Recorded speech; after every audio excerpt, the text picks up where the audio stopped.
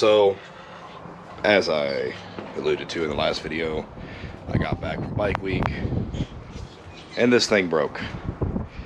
So our alternator, which is right down here, has decided it no longer wants to be a functioning part of this truck. It is now, I don't have my watch on, but it's Saturday. I was supposed to have a new alternator in yesterday, ordered it from Amazon because it was cheaper. It might not be the best quality, but it was cheap. We're going to see how it works. So that's what this video is going to be, is putting that on and testing it. The thing is, I've got to get that thing on here today. Between today and first thing tomorrow morning.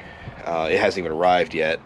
And then got to also go ahead and I'm going to take my tailgate off and my spare tire out, clean the truck out, stuff like that.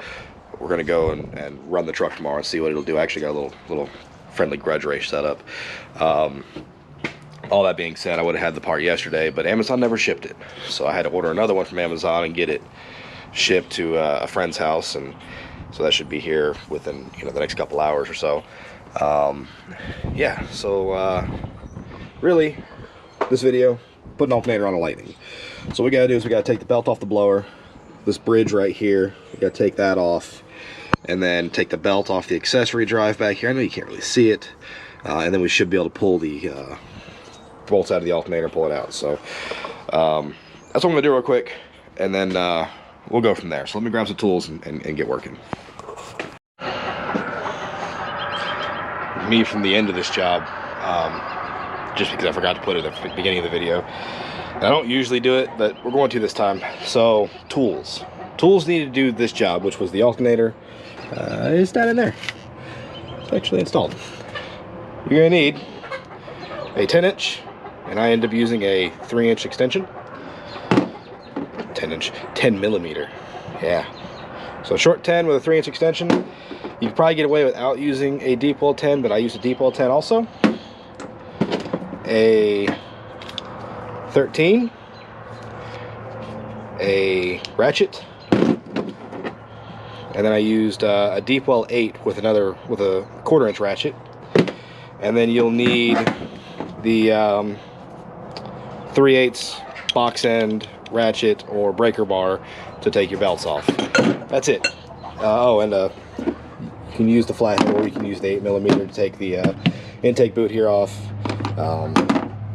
This is all the tools I needed to do this. I also had a battery powered ratchet to make life a little bit easier, but wasn't actually required. So there it is. That's what you need. Watch the rest of the video. It's time lapse, but really this is a pretty simple job. I mean, I pulled the tank out of the way, put it up, kind of strapped it up out of the way, and it's really an easy job, guys.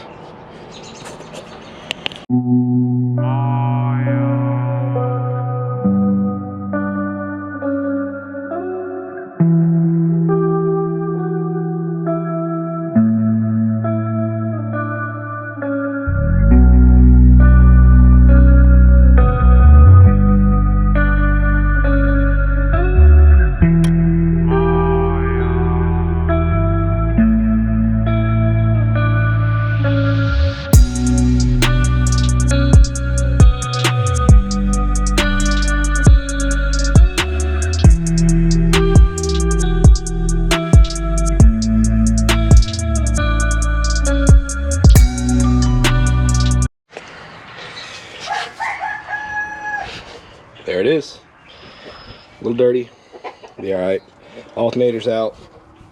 If you read the manual on what the Ford guys, the engineers say to do it or whatever, it says to completely remove the intercooler tank and remove the upper radiator hose. Clearly, I didn't have to do that. We did have to remove the idler bracket, and we had to remove the bracket that goes over, kind of went over top. I also removed the intake boot. Didn't necessarily have to, but it made getting that idler bridge, what it's called actually, I think, whatever, anyway, that thing off. And yeah, so it's out. I just got a notification about 5 minutes ago that the new one has arrived. So I'm gonna go pick that thing up. Yeah, this thing. I don't know if you guys can hear that, but I think something's in there is not too happy. Anyway, I'm gonna go pick up the new one, come back, and then we'll go ahead and get it put back in and put this thing back together and make sure it works. So be back here in a few minutes. 1 hour later.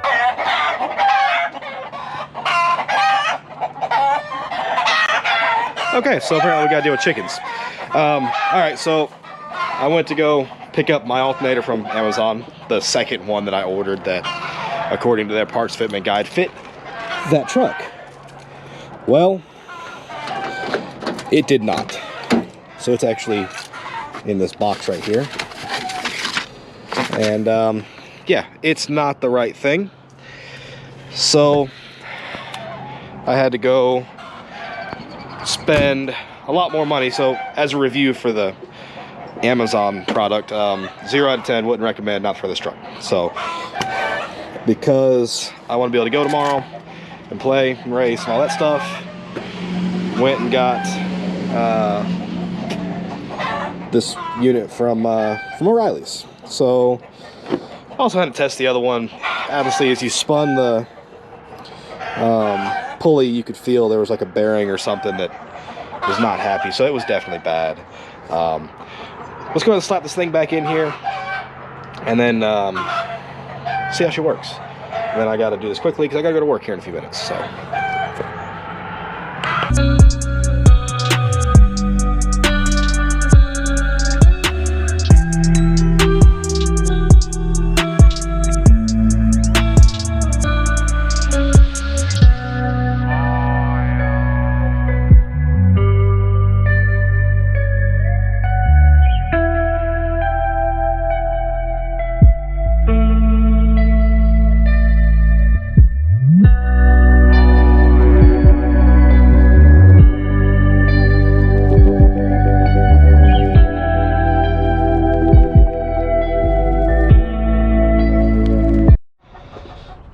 All right, there it is.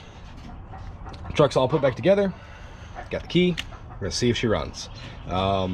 Pretty easy job once you get the right alternator. Really, you know, only mildly harder than doing it on a regular pickup, regular Ford pickup. I know my lighting sucks, and I've got shit. Get off of my truck. All right, y'all can stay over there. Chickens, man, chickens. All right. We're about to anger the chickens anyway, so let's see what she does.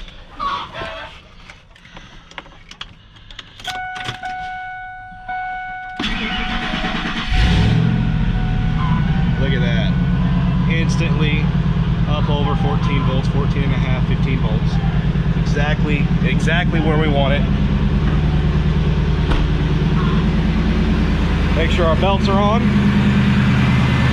Everything looks good.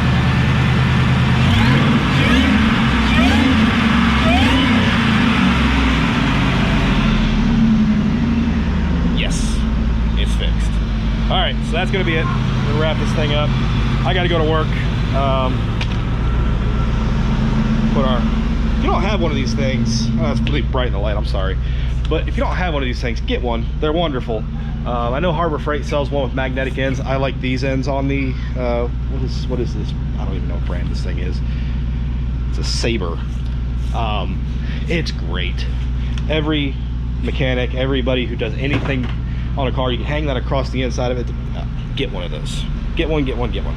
All right, so that's it. I'm gonna wrap it up. I'll see you in the next video. The next video is gonna prep this truck to go racing. And we're gonna take it out and get some baseline numbers, see what it does before I start changing pulleys and things of that nature. So until then, try to stay warm. It's a little cold out here. I'll see you next time.